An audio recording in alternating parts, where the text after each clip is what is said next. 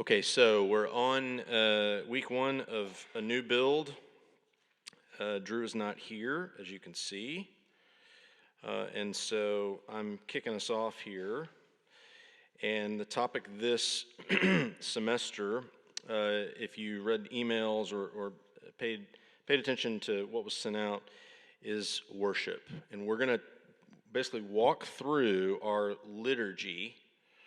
And I'll explain a little bit more in a second what exactly that is, because you've heard us probably use that word over the years. We're going to walk through our liturgy.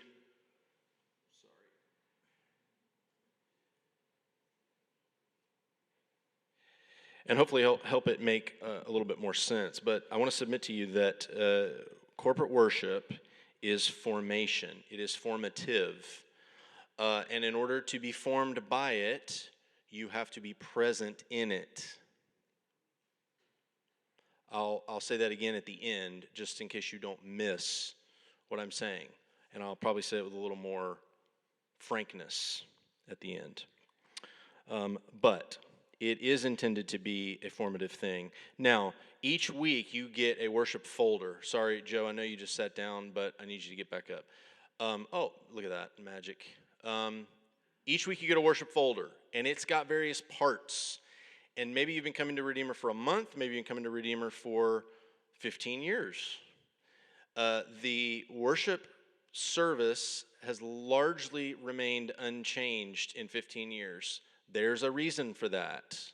It's because we think this is a great way to do worship. We also think it's a biblical way to do worship. But each part has intentionality and purpose. So what we're going to do over the next 6 weeks, I think it is, tonight we're going to talk about a call to worship, why we do that. You'll see that there, and then we sing. This is, I think, the worship folder from last Sunday. And then we sing a song, and then we read from the law, some portion of the word that orients us to God's design, which leads us to consider Him in prayer.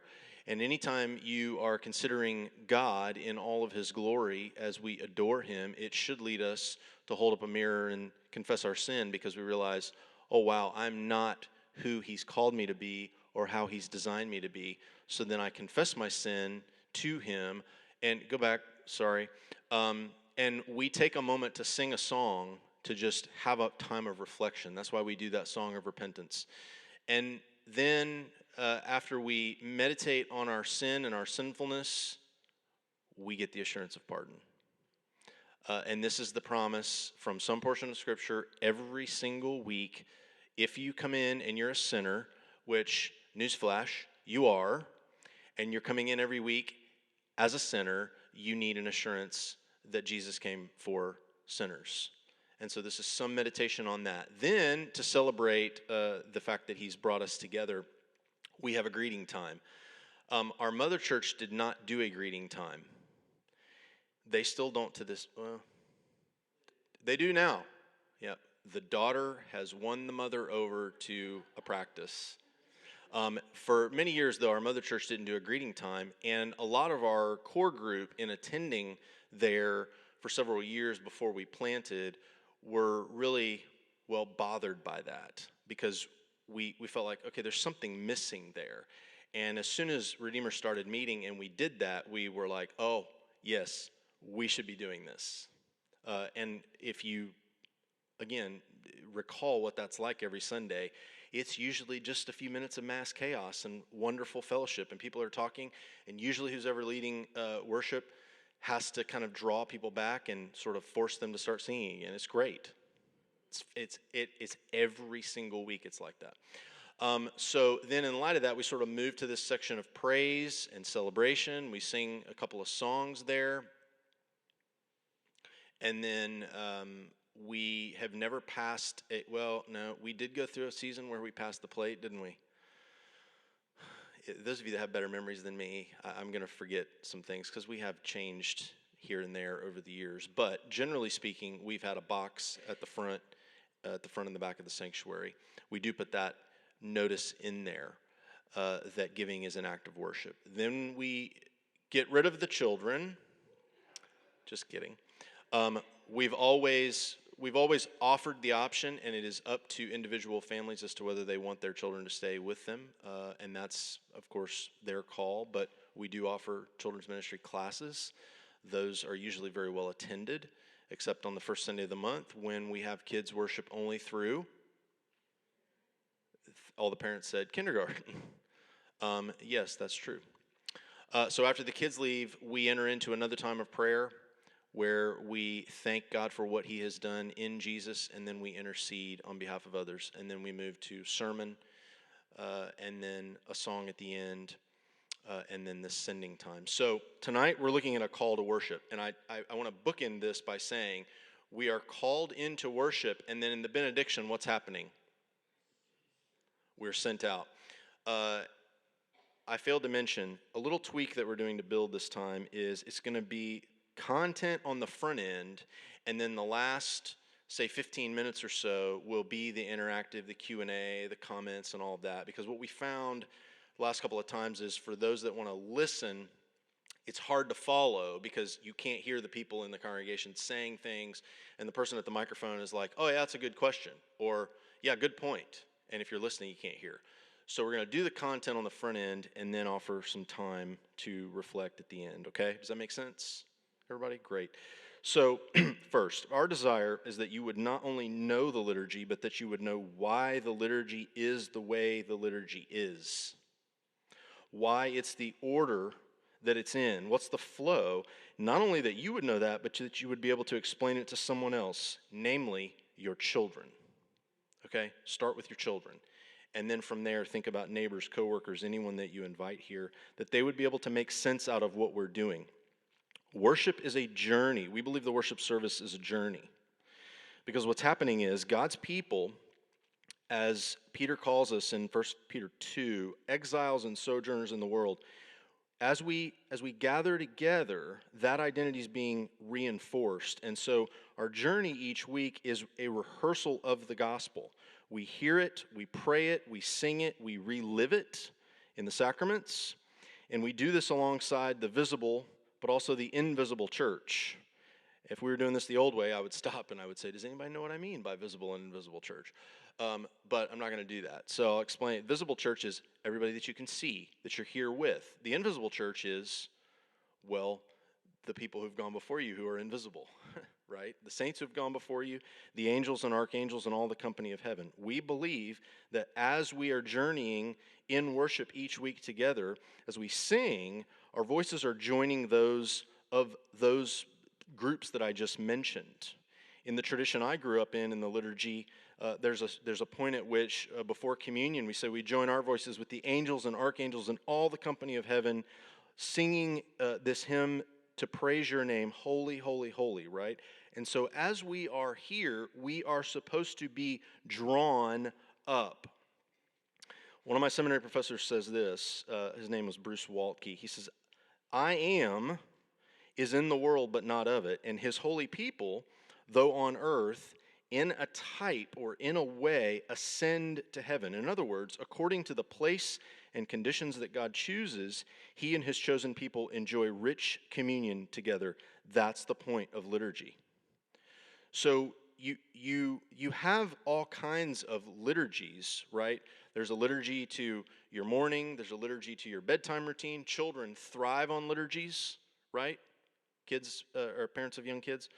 Kids thrive on liturgy, but you and I do too. And we've got various liturgies that we follow on a daily or weekly basis. I'm talking about the liturgy of the corporate people of God gathering.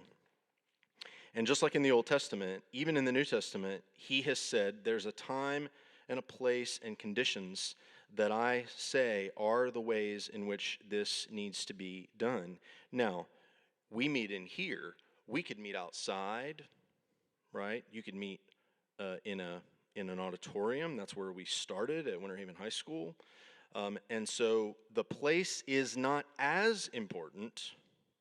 However, a place where God's people are gathered together in corporate worship is important, right? And then, of course, we set a time, and then there are various conditions involved. We don't just let any Tom, Dick, or Harry that wants to come up here and preach that day preach, right? So there are conditions that we also believe in. Let me read you a couple of things about liturgy. I just found these to be so helpful. A liturgy enables and enacts a meeting of the whole person with God. So in other words, when you're coming in here and you are going through the liturgy, your whole body is involved, right? I know it's a Presbyterian church. Some of us use more of our bodies than others at various times in the service. Do you know what I mean by that? Yes, some of us are very expressive. Others of us are not so expressive. But our whole body, it's not intended to just be a cognitive mental exercise. It's intended to be something the whole person is engaging with. Secondly, a liturgy is practiced in community. It's a public ritual of worship. Does anybody know? Sorry. The word liturgy means work of the people or the people's work. So the liturgy that you do at home in your quiet time, it's not really a liturgy in the same way that we're talking about with corporate worship. A liturgy prioritizes form over spontaneity because it helps create order. You know what's coming, right? And there's freedom in that. And then lastly, a liturgy aims to lead participants into a religious experience. Those who understand the structure of it are engaged both emotionally and cognitively. Now, the kids are going through catechism during Build, as they have been the last few times, and one of the first questions of the Westminster Shorter Catechism is, what is the chief end of man? And the chief end of man, the answer is to glorify God and enjoy him forever. Now, John Piper tweaked that many years ago. John Piper was a pastor in Minneapolis for a number of years. He said the chief end of man is to glorify God by enjoying him forever. And then he had this phrase. He said, God is most glorified in us when we are most satisfied in him. Why is that important or significant to us spending time talking about the liturgy and understanding worship in general? Well, because we're designed for worship. Worship is this satisfactory thing that our souls are truly craving. It's the craving underneath all the other cravings. And not only that, we're designed for worship because God alone is worthy. Does anybody know where we get the word worship from? Don't answer. Just think. You can answer later. I'm so tuned to the other way that it's gonna be hard for me. But the word worship is actually two words put together. It is the word worth and ship.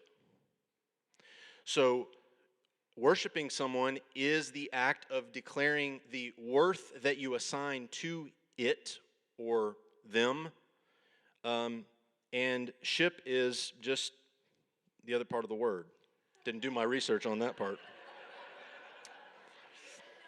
We give God our worth-ship, okay? I'll figure that one out later.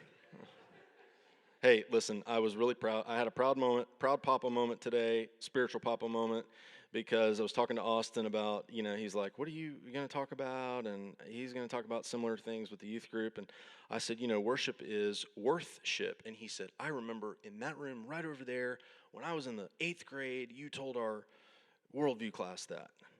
Yes. It's like, all right. But that's where we get the word from. We give God our worth-ship because he commands us to, for sure, but also because no one else bears the same worth. He is supremely valuable.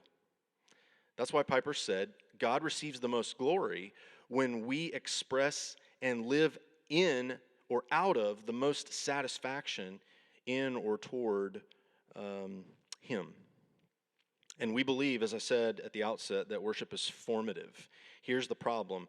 Idolatries are deformative. So if you're not in church, you're going to get more deformed than formed. Does that make sense? Do you believe that? Okay? We really want to challenge that, okay? Worship is formative. False worship or idolatry is deformative. This great quote, I'm sorry, I actually probably should have put it up on the screen so that you could read it. And I can send it to you if you really want it. But it's James K.A. Smith, who teaches in the university setting. He says this: discipleship, or becoming Christ-like, empowered by the Spirit to image God to the world, is not magic, nor is it merely intellectual. It's a matter of reforming our loves, re-narrativing. Thank you, something like that, yeah. Basically restoring our identities. Why couldn't he have just said restoring? And rehabituating our virtue. And that, all those things, are centered in the practices of the people of God gathered by the Spirit around Christ's word and the table. And I really like that. So as you're coming here, as you are in corporate worship, week in and week out, your loves are being reformed, your identity is being restored, right? You are rehearsing the gospel, you're hearing it once again, and your virtues are getting habitized. I mean, your habits should be changing as a result of that, okay? So that leads me to a call to worship. Incidentally, or the call to worship. Incidentally, the tool that you've probably heard us talk about some, you'll hear us be talking about more, especially me. Seeing Jesus Together journal has 3 sections. And I don't know why I'm holding this up because none of you can see it, but I am. It's got 3 sections. Seeing Jesus in solitude, which is meant for you to have quiet times with, or private worship we call it. The second section is seeing Jesus with one another, which is you and your friends, whether it is a small group, a discipleship group, a community group, some setting where you are with other people, seeing Jesus with them. And then thirdly, seeing Jesus at the weekly church gathering. And that section in the back is designed for you to engage either before, during, or after. Most people are using it during or after, engaging with the worship service.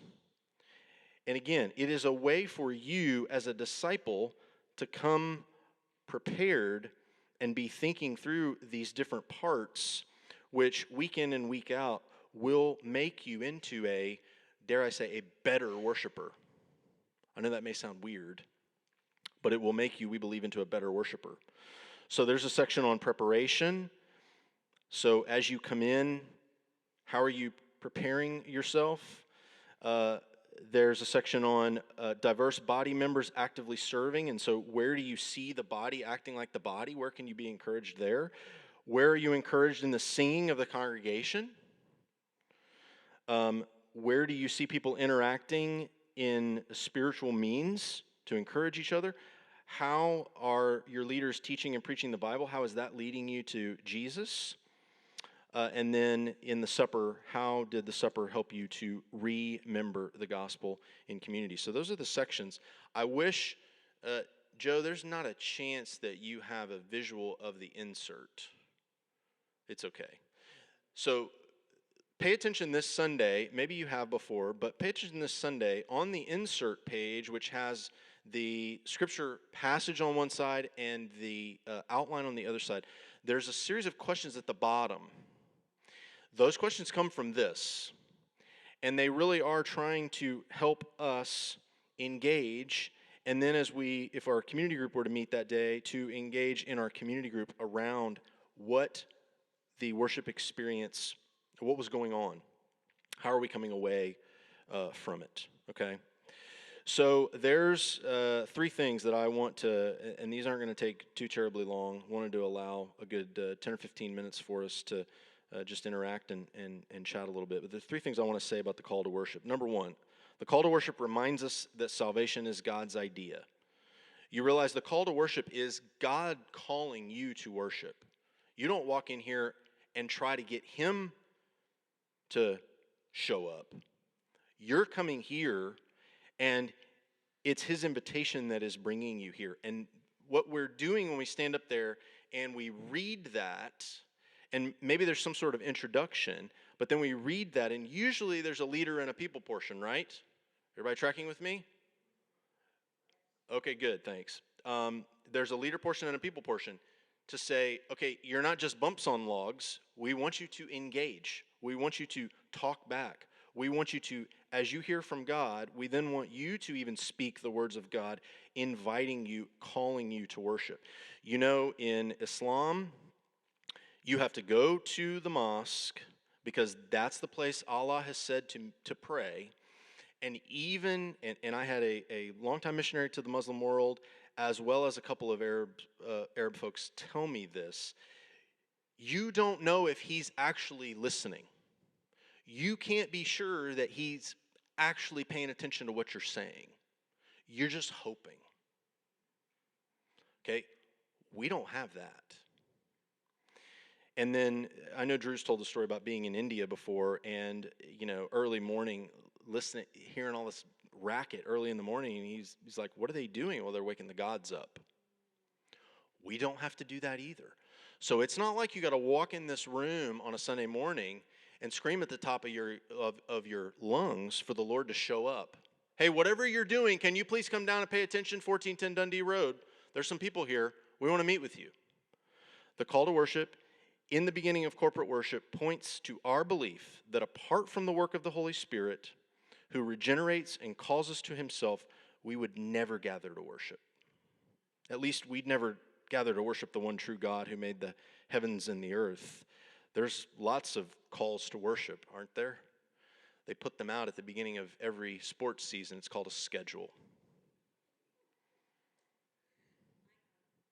I have season tickets to Orlando City Soccer Club in Orlando. I get a schedule. So I'm called to worship for every one of those games. Sometimes I don't worship well. Sometimes I worship really well. Just depends on how the team's doing, right? But we all know what that's like. We all have experiences that are akin to this. But this is different. When Moses went to Pharaoh, what did he say? Do you remember? What did he say was the reason God wanted him to let his people go? He said over and over again, let my people go that they may worship me or serve me, some translations say. And when they arrive at Sinai, they worship. And when they begin to receive instructions, God says in order for him to dwell with the people, they need to build a tabernacle. Again, it's God's initiative to do that because God desires to be with them. And the Sabbath and the festivals and the rules about sacrifices, they all point to the centrality of worship in the life of Israel. They were acting, Israel was, like the church. You know the Greek word that's translated church, do you know what it is? It's ekklesia. Do you know literally what that word means? The called out ones. So the church are the called out ones. But the rescue or God's salvific work in their lives precedes them being called out. It's the basis from which they're called out. They're called out because he's rescued them. He says, you know, Israel, how you remember how on eagle's wings I lifted you up, right? And I brought you out of Egypt. And I made you a kingdom of priests and a holy nation to serve me so that what? So that all the other nations would know it is the Lord who saves and the Lord alone, right? So the call to worship is drawing us in, right? It is reminding us it's his idea, it's his invitation. Secondly, a call to worship awakens us. Now, from a practical standpoint, right, the call to worship reorients the people of God to the things of God, and it helps set the tone and the posture of the worship service right at the beginning. And you all know this. The reality is many people are coming into corporate worship weak, tired, frustrated, isolated, hungry, and they don't know necessarily what they need. Perhaps that particular Sunday was especially stressful. The kids disobeyed. I know that never happens. Families in this church. The dog peed on the floor. I know that's never happened in this church with a couple of dog breeders. Lots of dogs running around, right? Peeing all over the place. So the kids disobeyed. Maybe the dog peed on the floor. Maybe you argued with your spouse the entire way to this building. And as you enter the sanctuary, you are not engaged in the things of God. You might be angry, you might be tired, you might be disengaged. So the call to worship is a reorientation of your heart toward God. It reminds you of His sovereignty and His goodness, and it causes you to worship Him again. It is waking you up out of whatever distraction, whatever disorientation you're coming into these doors with. That's pretty integral. That's pretty important. It is awakening us to the things of God, even as we come in very distracted. Lastly, a call to worship puts us on notice. And it puts us on notice that the meeting has started. Okay? We have gone to this thing where we do announcements at the beginning of the worship service. If I could just somehow communicate to you the volume of words and hours that went into changing the announcements from where they were for what Joe, 10 12 years, 13, I mean a long time, to where they are now, you'd laugh at us. You'd be like, how do you guys make any decisions at all? Because it was just no holds barred. Like, well, there's this. Well, what if we do that? Well, there's, and one of the common comments about doing them when we do them now is what? There's no one in the room. And I mean, that's a fair point. You know, Tim was going to do a men's ministry, men's retreat. I don't want to do it at the beginning of the service. No one's in there. No one's going to hear me. Now, if you know Tim, it makes sense coming from Tim. But in all seriousness, that's hard. It's hard to stand up there and talk about things that are coming in the life of the church, either that week or very soon, and no one be in the room. But here's the thing. After that's over, we immediately move toward the call to worship. And if you're not here, you can't be called to worship. So get your butt to church. That's my undiplomatic way of saying that, and that's actually pretty tame. You got to be here. You got to get here. Because the call to worship is awakening you. It is reminding you that salvation is God's work. You need it in the same way that you need the entire worship experience. And you need to be going on that journey rehearsing the gospel every single week, right? The old joke of Martin Luther, they're like, his congregation, why do you keep preaching the same thing? Because you keep walking in as people who don't believe it every week, right? So, yeah, you got to get here. You might say, this was a helpful illustration of this. You might say, I worship God as I sit in a tree stand or a turkey blind. I can worship God enjoying the beauty of a sunny day while watching my child play soccer. Well, my answer is, you can certainly worship God indirectly through practicing good sportsmanship, acknowledging God's provision of animals for us to harvest and enjoy in a meal, but the only direct way for you to worship God alongside His people, joining your voices with theirs and the company of heaven and participating in the sacraments, is by being present. It's the only way. And listen, this is coming from a dad whose son played travel soccer. And he was the goalie. So I mean, like, there wasn't there wasn't a backup. So it'd be like, the coach would be like, hey, our schedules come out.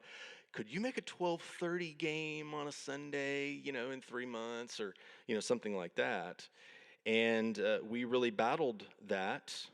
There were some Sunday mornings that Ethan missed because he was playing soccer. But I would like to think most of the time we tried to avoid that. However, it's still Sunday. So I'm leaving here and I'm going to whatever place he's playing at. And, it's competitive soccer. You're not trying to lose. You want to win. So there was some indirect not worshiping of God going on out of the pastor's mouth, So I'm confessing to you that this is something I need, we all need, and the call to worship is the beginning of that journey and that process. Okay? All right, questions, comments, thoughts.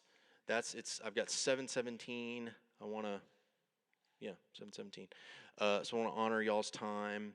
And this may be a little different this semester with some of these parts of worship. You may think, I kind of understand that. I don't really, yeah, I get it, right?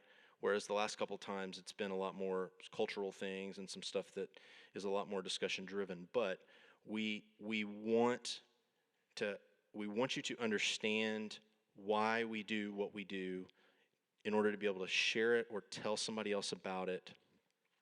But we also want you to understand why we do what we do, because it's forming you. And the week in and the week out expectation that when you come here, there's always going to be a worship folder unless the printer breaks. It's always going to be in a certain order, and we're always going to kind of reframe it the same way. And, we ain't got a whole lot else.